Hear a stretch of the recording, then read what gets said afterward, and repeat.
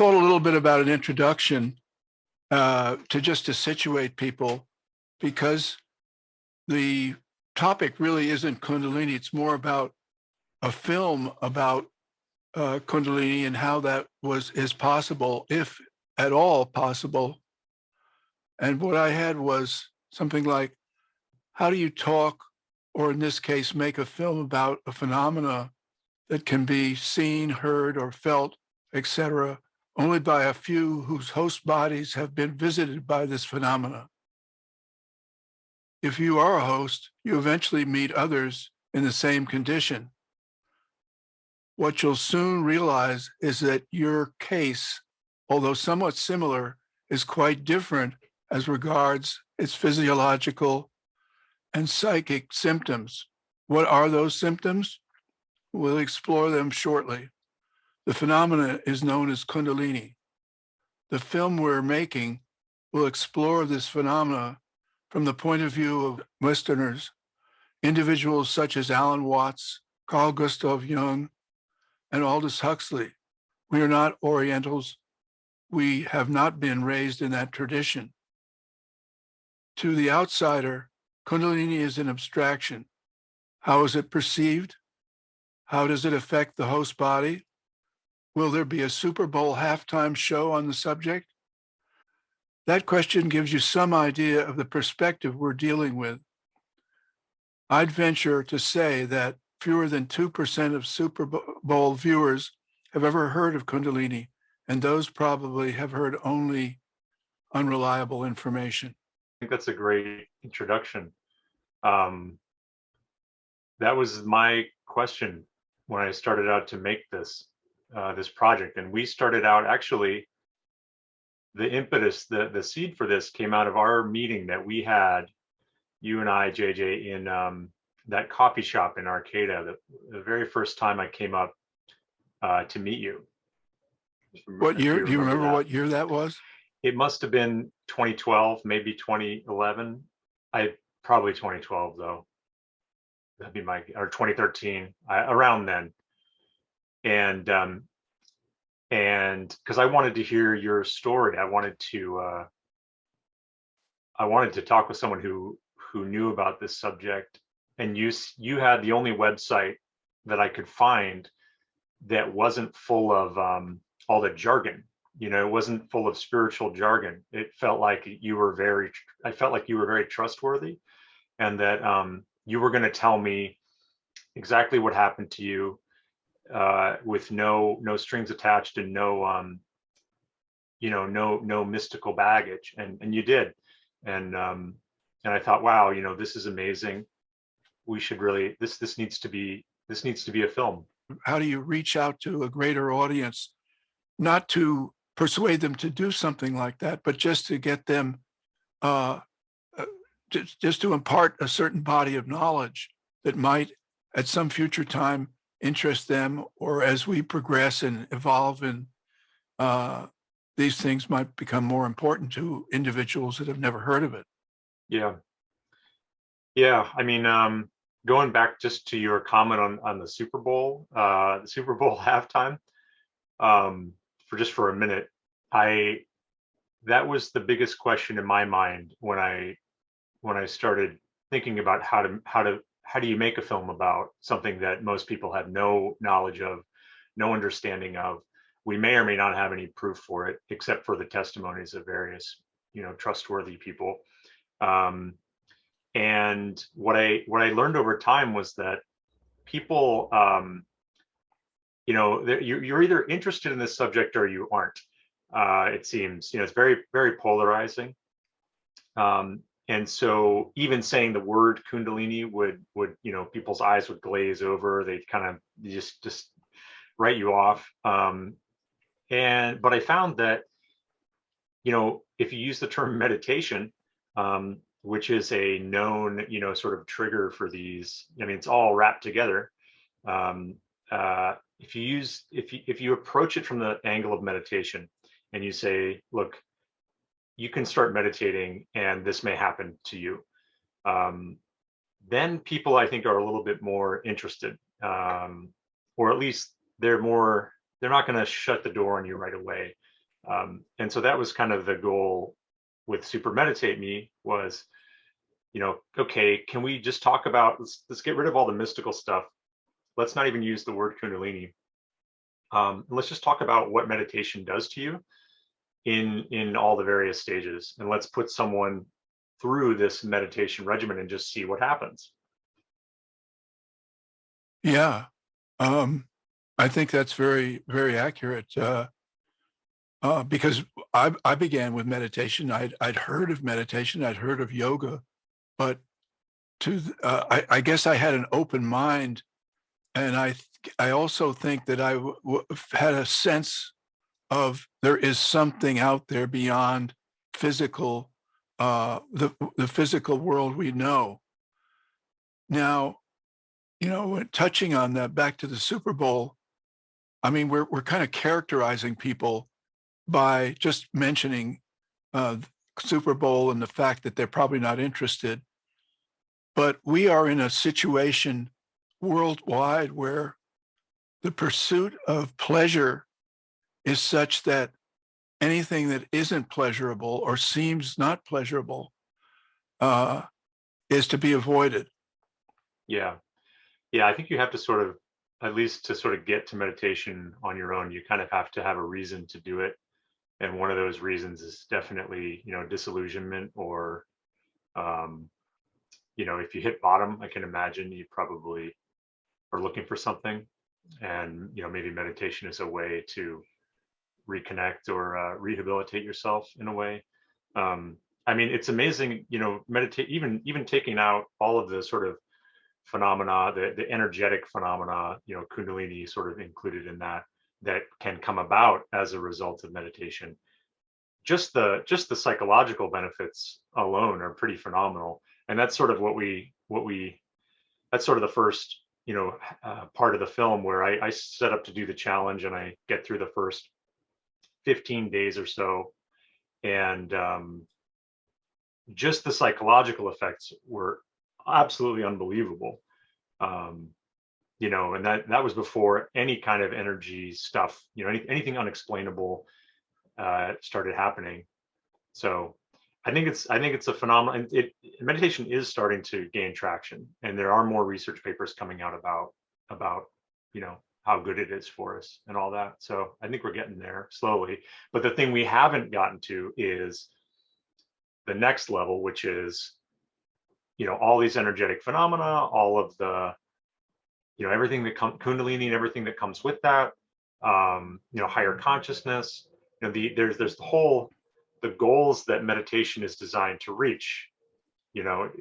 Those aren't talked about widely yet, and that's really what I'm trying to do, is to start a mainstream dialogue about these and see if we can get some science. The thing I remember from even the 100th day of my meditation challenge was that I had to wait a half an hour before any of the effects would take place. So I would sit for a half an hour and I wouldn't feel any different.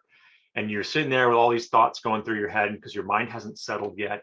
And I'm thinking, like, this is a waste of time. Like, what am I doing here? But then every time it was like clockwork. As soon as the clock hit the half hour mark, it was like, boom, suddenly it was like all my brain waves just completely flattened.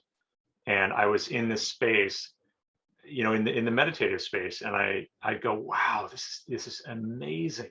Like, it was incredible, but I had such a hard time remembering that, oh yeah, I got to wait that 30 minutes or it's going to be worthless. So people talk about doing 5 or 10 minutes of meditation, and I'm sure it's good. There are some benefits to that, but for me, I never got any of those without doing at least 30 minutes. One of the things that I experienced was that as I progressed, that introductory period got shorter and shorter, so that I was towards the end, just before the Kundalini activated, I was down to almost immediate. I just sit in the lotus position and instantly go into that other space, which was there are all signals along the way too, but you really have to get into the meditation. Well, you mentioned the signal. That's a signal right there. The timing.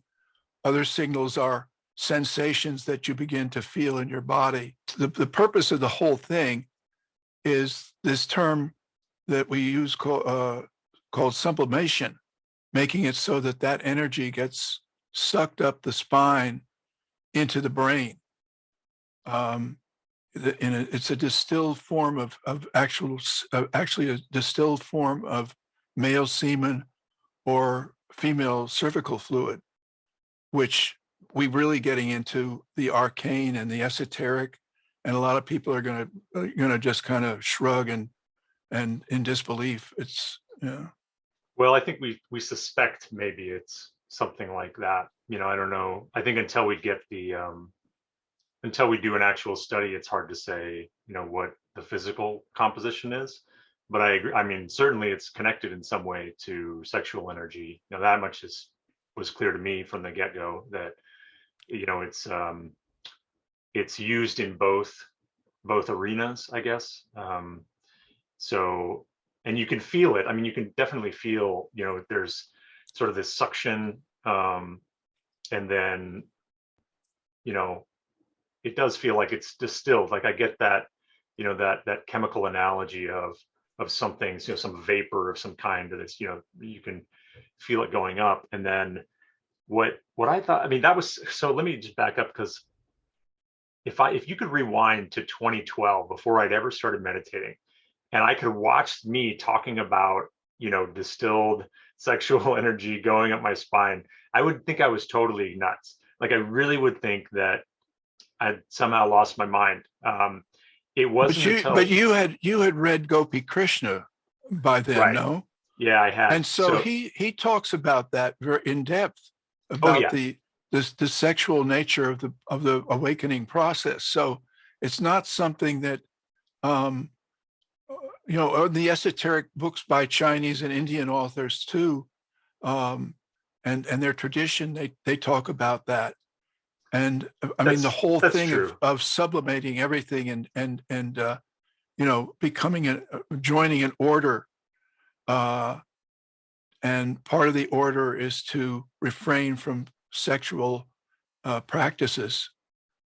Right.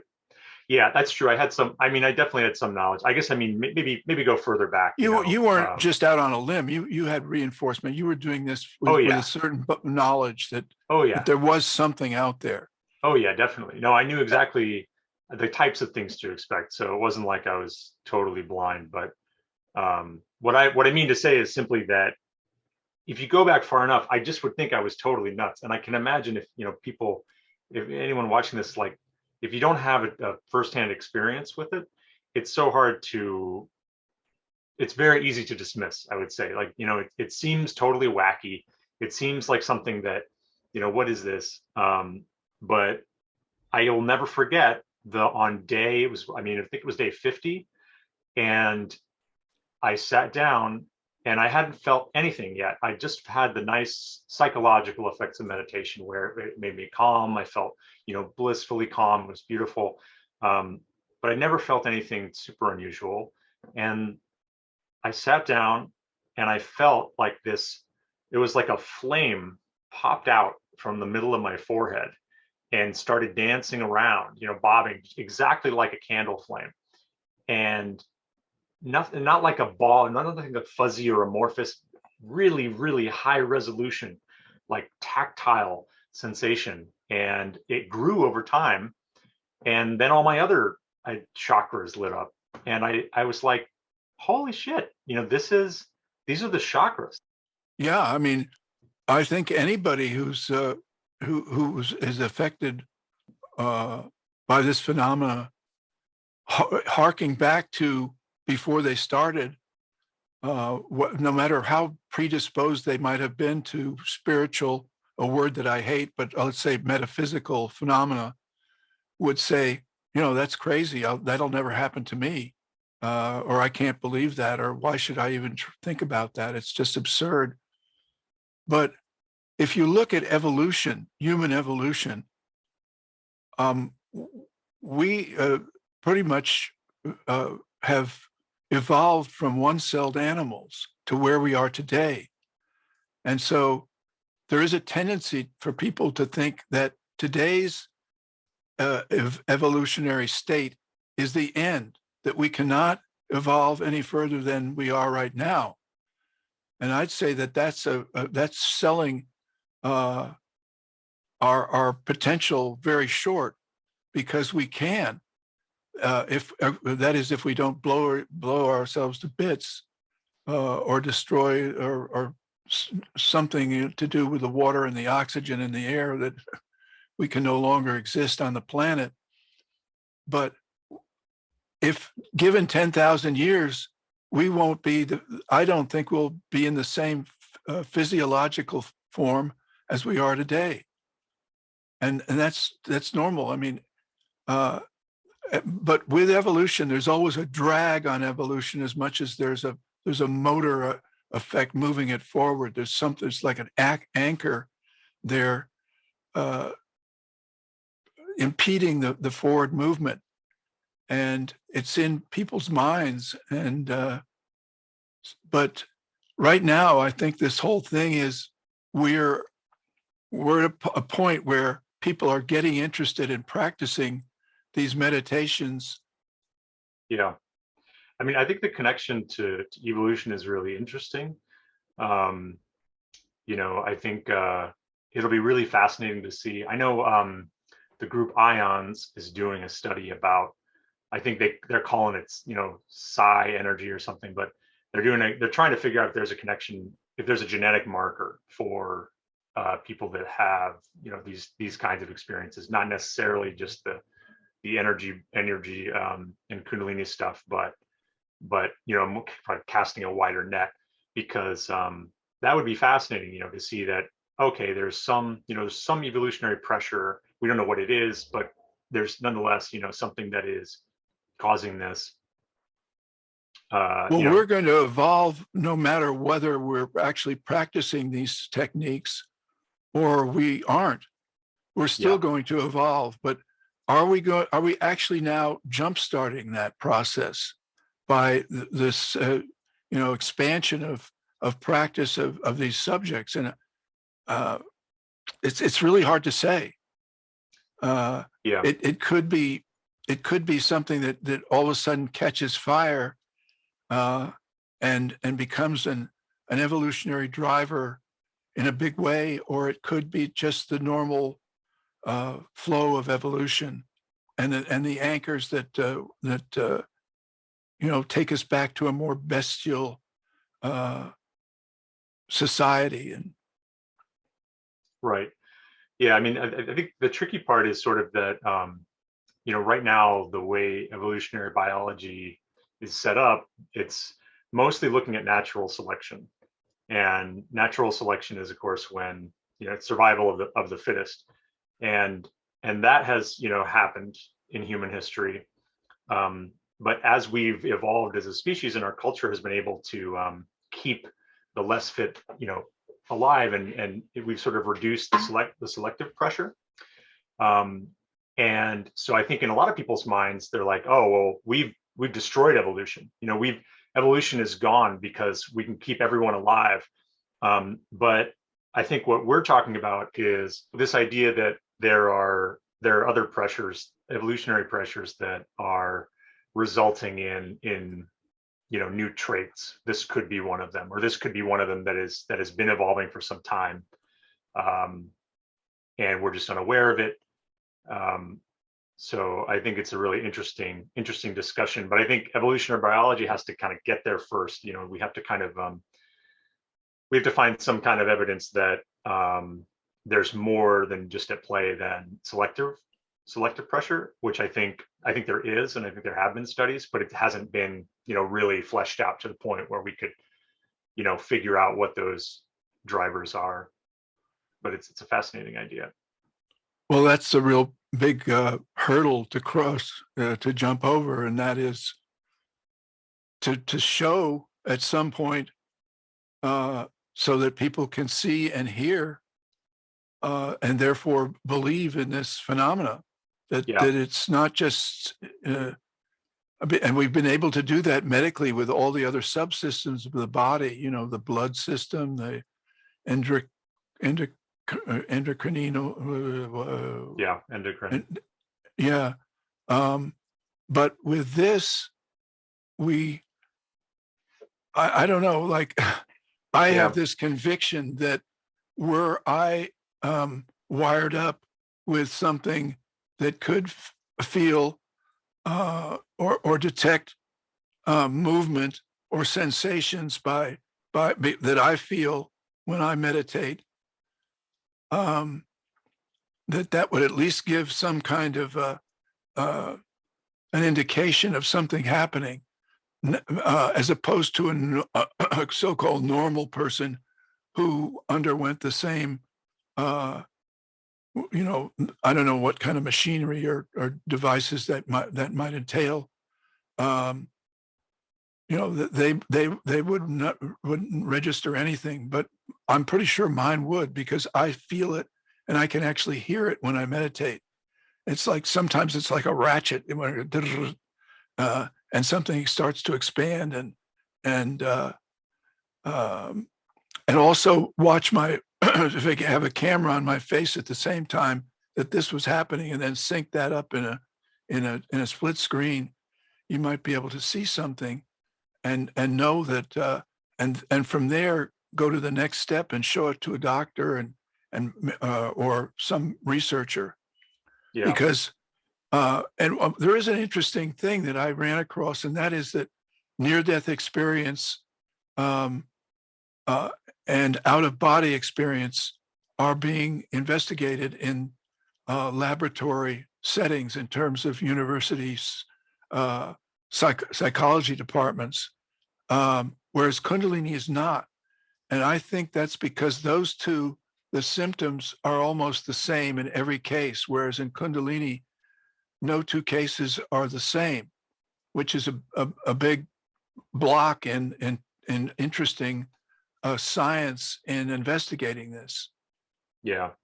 Have you Yeah. run across any scientists who say that, in so-called legitimate medical or physiological studies that are uh, actually trying to figure out a way to record or something when this experience is happening? I mean, the only thing I've seen has been out of China and Asia, where there are a couple papers published on trying to characterize or image chi, which is maybe a term for this energy. But definitely, I mean, there's nobody out there that's really looking at this stuff that I'm aware of. I mean, partly because it's so hard to find funding in the sciences anyway, much less for sort of these are considered fringe topics, and so you got to really go out on a limb if you're gonna stake your reputation as a researcher on something like that, and your odds of success are low. Very few people are funding. And the NIH is a main grant issuer, and they're not funding any of this stuff. Um, Well, ESP has been also probably a negative in that it's been funded since the 40s. yeah, In North Carolina, the JB Rhine, yeah, but nothing's ever come of it. yeah, Substantial. I mean, it's in fictional lore. You see movies where people right, are pretend that they're more psychic than the next person, or they're special, have this special quality. yeah, yeah. I mean, I think that kind of stuff is harder, probably. At least it seems to me harder to prove than a lot of the Kundalini, prana chi stuff. I think the problem with the Kundalini stuff is that you have to find people that have enough activity, to monitor them, and then you have to have a way. You have to have a really, really, repeatable way to measure it. Um, and I mean, there have been studies looking at, you know, various visible light spectrum, moving into other areas of the spectrum. someone said, oh, use a photon detector. I remember seeing something like that, but it's just not. I mean, number one, those are really expensive studies to carry out. You have to have really expensive equipment to isolate. Like a dark room that doesn't let any photons in is like a crazy expensive thing. And then, but but I think we'll get there. I think ultimately we will get there. There's no question that it's an objective phenomenon, and it's just going to be laboriously going down the checklist of, okay, is it magnetic? No. Is it electric? No. Is it static electricity? No. What is it? So it's got to be one of those things. The question I always have is it inside the body or is it outside? And can it be measured on the skin, let's say? And this comes from what I experienced, which is this sort of tactile sensation on my skin, basically. And it always felt to me like static electricity. And so I did eventually use a static sensor. I wired up a really, really high sensitivity static electrical sensor and couldn't get anything, so it's hard to know, where there's so many variables at play, and it's really hard to know, whether or not you're getting a bad reading, or if you're actually not getting, if there's nothing there, or if it's not on the skin at all. Maybe it's inside the body and it just feels like it's on your skin. Um, but I think it's trial and error, and I'd love to do something with you, JJ, where we set you up with an EEG, which can detect movements, and just see what happens, and maybe we find something interesting. I get the feeling that you're stuck more or less with interviews as the way to as the only investigative tool that you have for the film.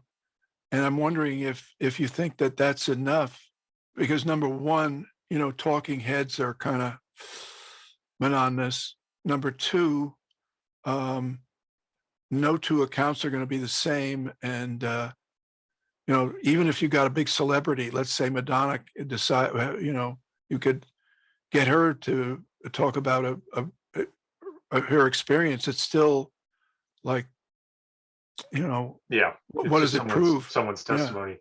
Yeah, no, I mean, I think this would be a way to do that, and I'm really, it would be a major victory, for the film if we could actually capture some kind of objective evidence that's never been seen before. And like you said, if we got something that was compelling enough, then we could take it to any of the people that we've talked to already in the film that are connected with A level universities, and say, hey, what do you think about this? And that might be enough to get, if assuming we found something that we really couldn't explain and they agreed, we could maybe get you into a more controlled lab setting where they would do the research, right? Or someone else would do it up to their standards. Who knows? I think it could happen. Yeah, well, there's certainly something there. And, I feel it um, all the time. And I've had it feel it every day, 24 hours a day for the last 60 years now. It happened. I'm 80, Yeah. and it's been going on since I was 30, basically. Yeah, it doesn't turn It's off. It doesn't turn off, does it? I see it as intelligent because it knows my body and knows where to send energy. Basically, what disagrees with me in terms of food, what to avoid, and also what to decisions to a certain degree that hard decisions that might be harmful to helps me avoid them. Yeah. I mean, what's interesting for me is that I can't do a lot of the things that I used to be able to do as a result of the energy that's moving. Um, like I can't watch violent movies really anymore, and I can't play violent video games anymore, because it like something to do with it stirs it up. And I've had a couple times where it would be, I'd play a bunch of video games or something at night, go to sleep, and I'd wake up in the middle of the night and I would be having almost a panic attack, like almost a full blown, and because the energy would get like polluted somehow, like it would be somehow, I don't know, that's the best I can explain, is it'd be polluted. And when it would get, I mean, it was almost like this nightmare state that I would get into. But then as soon as I stopped, um, stirring up the energy in a negative way, that all went away. And so you have to be careful with it once you have it. Well, human beings are looking for it. I mean, in one, but they're usually looking for it in all the wrong places, in addictive substances, in overactive sexuality, in identification with or over identification with personalities and celebrities, and looking for something that, you know, from other people. And some of the most shocking things for me are these huge things like Jonestown, where people just are under the spell of one person who's obviously insane. Yeah, I mean, it's you know, looking inward is one of those things where I just didn't understand what it was good for. You know, I didn't understand why meditation was better than like taking a nap, for example. Well, prayer also, prayer is, you know, why is meditation better than prayer? Right. I mean, that's you know, that's in the same wheelhouse. Well, I don't know what a wheelhouse is, but everybody's using it. So, uh, Well, the first book that ever explained it to me was the one that you clued me into, which is The Secret of the Golden Flower. And you know, the analogy they're using is that the body is basically a kind of battery. And I'm painting in broad strokes here because I know it gets pretty a lot more detailed, but that if you know, the body is a battery, and when you're expending your energy or when you're directing your energy, I don't mean like prana energy, I just mean regular, your energy and efforts in life towards external things, towards the outside world, whatever it is, whether it's, even if you're just looking at your phone, you're spending this, you know, they call it the light, right? And what you're doing when you're meditating is you are closing off, you know, in yoga, it's all about like closing off the senses. And I just think, why are we closing ourselves off from the world? Well, what it is you have to conserve your energy. What that does is it stops, it's like it charges the battery. It stops that energy from escaping. And when you charge up, that's when the system comes online. So did you know the original definition of Kundalini was, or the original description of Kundalini is as a plug or obstruction at the base of the spine. That's why the serpent is coiled around the spine. I learned this from Jim Mallinson, who's the Indologist. And so that's the earliest definition of Kundalini, is actually as a plug. So it's stopping the energy that would normally circulate freely. It's like, I use this analogy, it's not very tasteful and you'll forgive me, but it's almost like a spiritual hymen, where it's a natural part of the body that's a block, but to make it all work, it has to be pushed through. And that's what meditation does, is it puts pressure on that system, it puts pressure on that energy, and it eventually, in a lot of people, if you have it as a functioning system, which a lot of people do and don't realize it, like I didn't realize it, it will push through, and now that energy can circulate. Now it can go where it's supposed to go all throughout the body, and it can grow and develop into what in The Secret of the Golden Flower is called the immortal, or the embryo, the immortal embryo that is then birthed into the holy world for independent existence. And all that stuff actually happens, you know, that all that stuff, you know, I couldn't believe it when I was first reading it, but at every stage it proved itself right. So when you're meditating, you are really like watering this cosmic plant. It's like a seed analogy where, the golden flower is the fruit of your efforts. But if you're not meditating, all that energy is going away, and the plant has no water, so it can't grow. Uh, so you have to meditate to grow the plant. Um, and that idea, that never occurred to me. And now people ask me, hey, do you still meditate? You did this whole meditation thing. Do you still meditate? I'm like, yeah, I still meditate. I can't imagine a life where I didn't meditate anymore. I mean, it's like asking you, do you exercise? Yeah, I exercise. You can't imagine my life without exercising. It's like that for your inner life. I wouldn't have an inner life if it wasn't for meditation. Now I have this incredible inner life. Well, prayer is probably shares some of the effects of meditation, don't you think? Yeah, I think it does, because it involves concentration. But But it I neglects, I think, the physiological thing that because for me, it wasn't so much, it was stilling the mind and centering the body by yeah, fixing attention with the eyelids half closed on the point of the nose, and then just letting go of all that stuff. And that's another thing too that happened along the way. The further I got into it, the more immediate, when I started to meditate, I would instantly get into that the physiological feeling of centering. And so in prayer, all that is missing. And I know this woman, uh, she was part of I wouldn't call it a cult, but a church. And she wrote a book on reincarnation that I found really fascinating. And I called her after I'd written my first book, and because I wanted to talk to her about, she mentioned in the book that she tried meditation, but it didn't work, and she used prayer.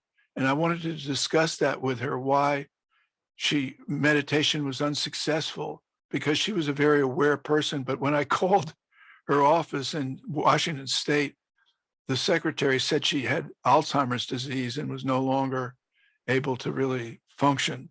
So that's too bad. that was a dead end. But yeah, because I went to a boarding school at a very young age, and we always had chapel every single day. So we'd have a little time always set aside for prayer when nobody was talking. You're supposed to kneel down and pray.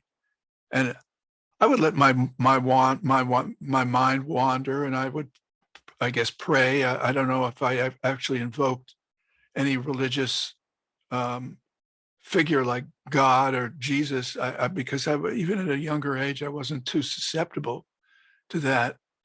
But I never got the feeling that there was somewhere that I was getting somewhere. It was like, whereas almost immediately with meditation, when I first started it, after a long delay, I knew about it, and I just kind of put it aside. When I got The Secret of the Golden Flower back in 1971, I just put it aside, flubbed through it and put it aside and said, well, that's interesting. And then a year later, I got into it and read the whole thing through, and I saw, wow, this is a method of meditation. And let me just try this. And little by little, as I tried it, the things that made no sense, again, we're back to that concept of not making any sense, all of a sudden became clear. Like I knew what they meant. And I worked my way through it with that same sense of attention or attentiveness, getting to benchmarks along the way and finding out, hey, this actually works. So when I came to the thing about the backward flowing method, which is the more or less the touchstone in The Secret of the Golden Flower, I'd read that phrase, 1,000 times and not known what it meant until I got there, and I felt energy roiling in the lower belly. I don't know exactly where. It seemed like in somewhere around between the tailbone and the the reproductive organs, and I felt it moving in a kind of a circle. It had this sense of direction, and I knew at that point what that meant, the backward flowing method. And so it was moving down the back and up the spine, and I reversed it because I felt that was what I should do from the book, down the front and up the back. And that's when it started, that process that I had no control over at that point, that over in the next month and a half or so, it just climbed the spine and went into the brain until there was this, light show one day, or one night, really, one whole 24 hours of this. And it's after that, the Kundalini was implanted. Yeah. With it was just, it had taken over a certain responsibility of direction of my being. I don't know if it has to do with clarity now. I think I believe I'm thinking more clearly now in many ways than I ever have in my life. And Wow. That's probably not usual or normal or expected. Yeah. Well, with prayer, I think you don't get all the, you never quiet your thoughts, like you said. And I think that has a That's lot right. to do with it. Because that's, what is the line from The Secret of the Golden Flower? It's, you have only to circulate the light. That is the deepest and most wonderful secret. But circulating the light means not letting it transform into thoughts. That's kind of my interpretation, at least, is that, everything, all the energy that we expend, whether it's through our senses or through thoughts themselves, is this substance that we have to then collect. At least that's how it all seemed to me. And then I always find it so fascinating, your description of actually changing the flow of energy.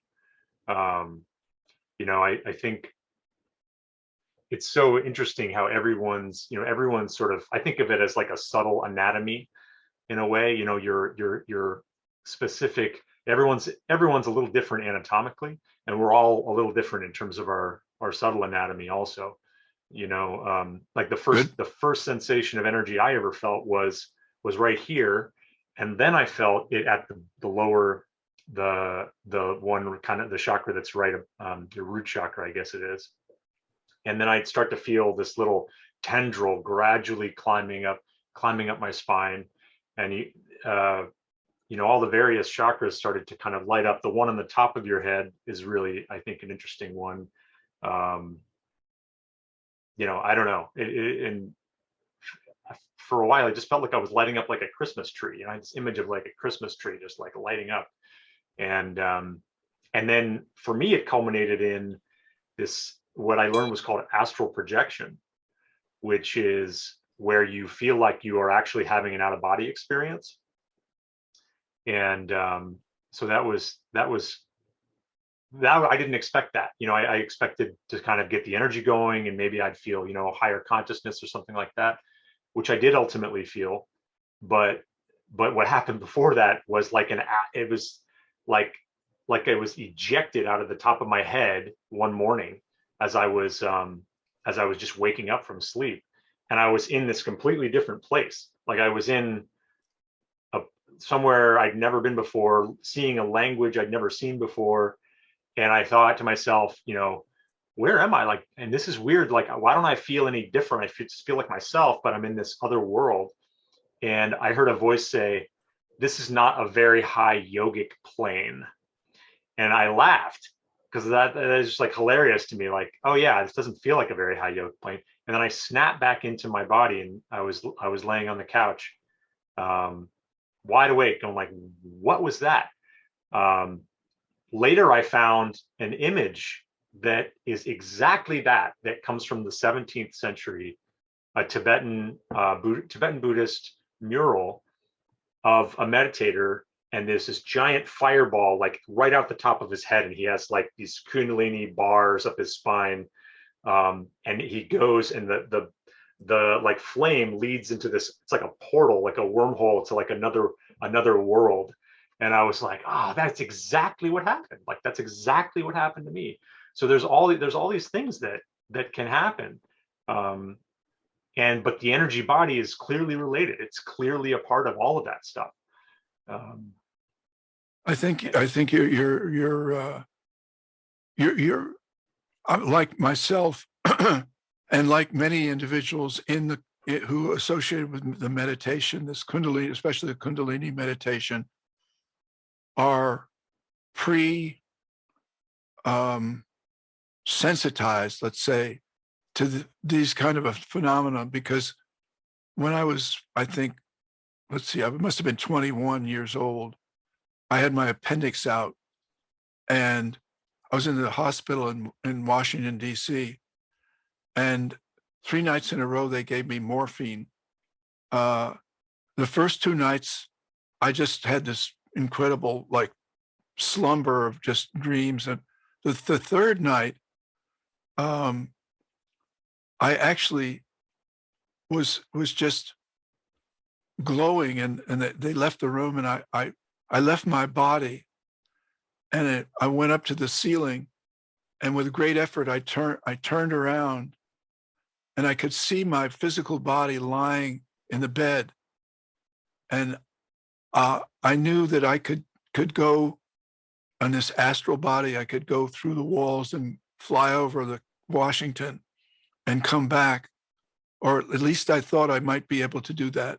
But I decided not to, because I thought, well, what if I get separated? So it was a rational thing happening there at the same time that this phenomena that no one would believe in. I mean, but it was, because I could see my body glowing. And so I decided to go back into my body. And of course, the next night I asked, the nurse came in, I said, oh, where's my shot? And she said, that's it, 3 days. No more. Right. Probably for the best. But yeah, that's amazing. I mean, so I think, predisposed or to these kind of things, I think maybe one thing that'll come out of this whole thing, it'll be more and more people who are predisposed to these phenomena. And meditation is certainly a good place to start. And I think that you've kind of grabbed that as the linchpin for the film, and it's certainly a good place to start, because there's a lot of, again, when let's suppose that your film is being shown in a theater as a selected short subject or a feature thing, you're getting a lot of people who walk out because they're not predisposed. Yeah. I mean, I hope not. I think there'll be a lot of people who stay that are captivated by it too. Yeah. So it'll work both ways, but you can't expect much more than that. There are people that don't go to see. That's true. The Adele or whoever the latest. That's true. Yeah, everyone. Personally, I don't know. I don't know who Adele is, but everybody's talking about her. So.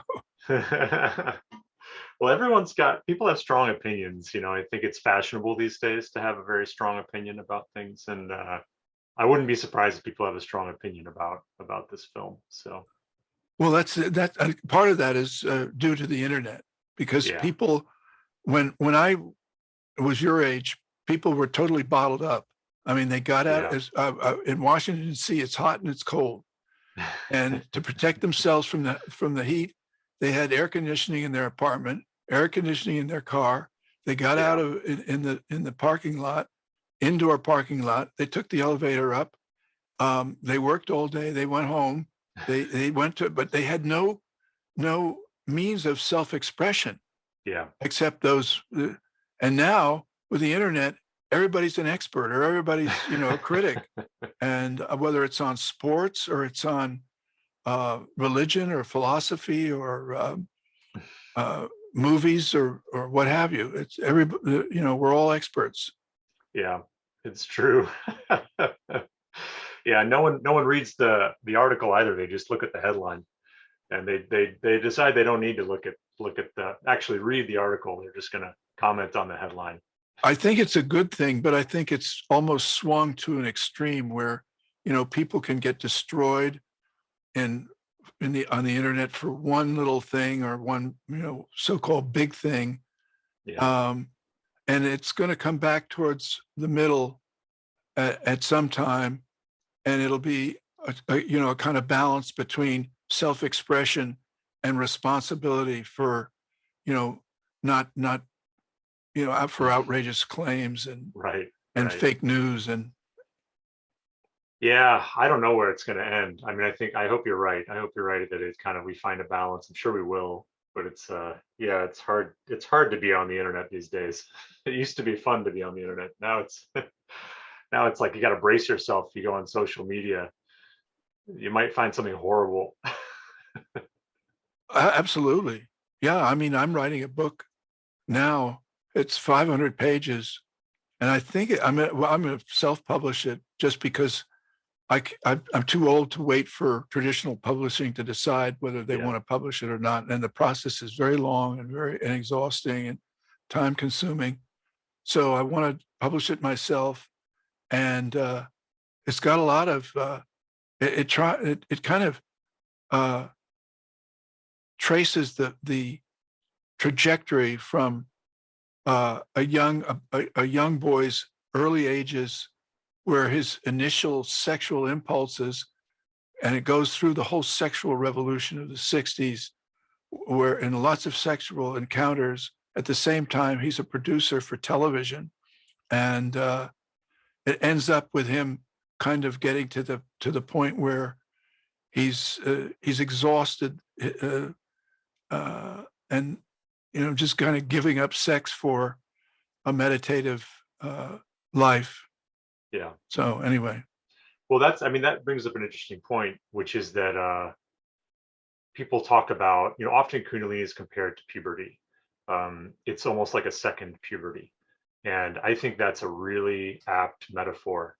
And the whole idea, or one of the ideas we had with the film, was to try to do a blood work analysis while I was going through the meditation to see if we could find any markers of hormones or any of these chemicals that are present in growth processes like puberty. And but the problem was I didn't realize that.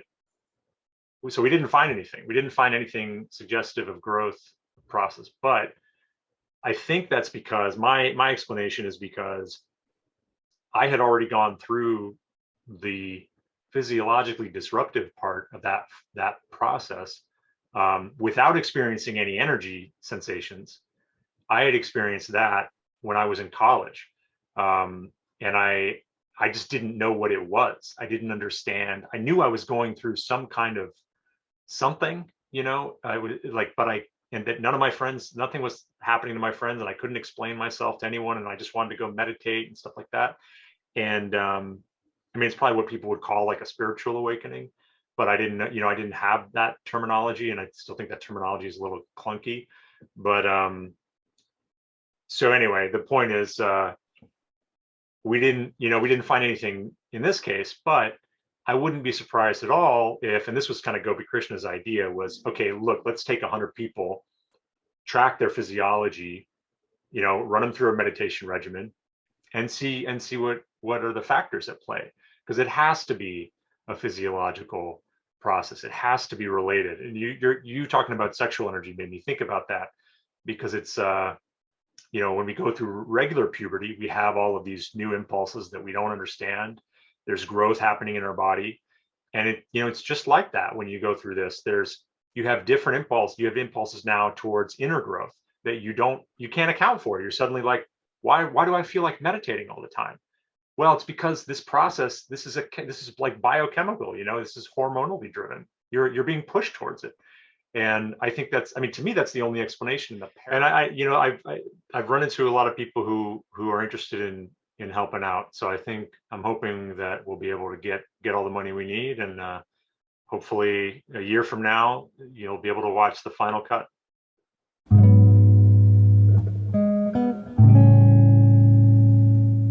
You've heard the expression, "Don't judge a book by its cover." Well, you should know you can't judge a book by its title either. That certainly applies to deciphering the golden flower one secret at a time. Given the spiritual overtones of the title, it's easy to think it's a treatise on esoteric Chinese metaphysics. Think again. Used as a background for the narrative, The Secret of the Golden Flower is a how-to on a method of meditation capable of bestowing elaborate powers on its practitioners. And that's just how the narrator uses it, as a means of correcting the effects of a childhood accident.